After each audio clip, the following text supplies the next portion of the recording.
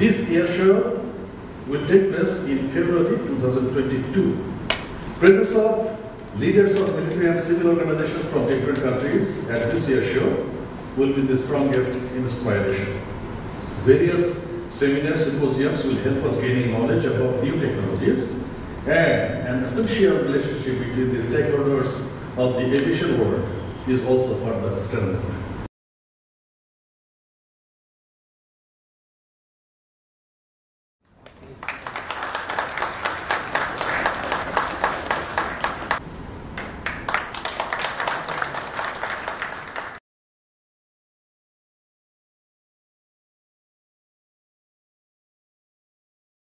শ্রদ্ধা করে স্মরণ করা প্রয়োজন আমাদের জাতির পিতা বঙ্গবন্ধু শেখ মুজিবুর রহমান, যিনি আমাদেরকে দিয়ে গেছেন একটি দেশ এবং একটি পতাকা।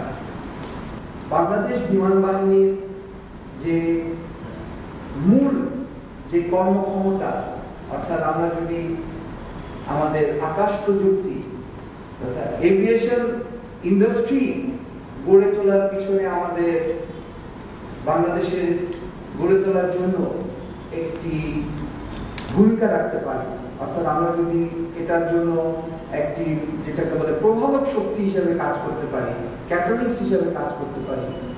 পাশাপাশি আমাদের অ্যারোস্পেস ইউনিভার্সিটি, যেটা বঙ্গবন্ধু শেখ মুজিবুর রহমান অ্যারোস্পেস ইউনিভার্সিটি, যেটা মাননীয় প্রধানমন্ত্রী অনুমোদন দিয়েছেন, সংসদেও পাশ হয়েছে, সেটাকে সুন্দর করে বিশ্বের মধ্যে একটি অতুলনীয় শিক্ষা প্রতিষ্ঠান হিসেবে গড়ে তুলতে পারি, আমাদেরকে আটকে রাখার কেউ থাকবে বলে আমার মনে হয় না। কারণ কি প্রয়োজন?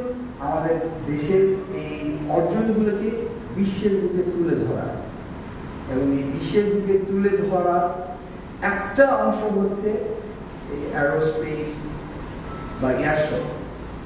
আমরা যারা বিশ্বে এই ধরনের কাজ করে থাকে, যেমন বোয়িং কোম্পানি, লকহিড মার্টিন অথবা এয়ারবাস, এই ধরনের, এবং এছাড়াও আরো অনেক, তারা যখন এইখানে আসবে, অংশগ্রহণ করবে, তখন সেটার যে উন্নতির ধারা পরিবর্তন করবে, সেটার ফলে আমাদের দেশে যে ফরেন ডাইরেক্ট ইনভেস্টমেন্ট বা এফডিআই আসতে পারে, সেটার একটা বিশাল সম্ভাবনা দেখা দিবে।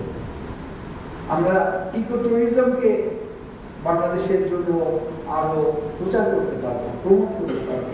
ইনশাআল্লাহ মাননীয় প্রধানমন্ত্রী অনেকবার বলছেন যে আমরা দেশকে শুধুমাত্র এই 5.64 কোভিডের মধ্যেও জিডিপি গ্রোথ রেট না বা 8 না, সম্ভবত আমরা ডাবল ডিজিট জিডিপি গ্রোথ পেতে যাব।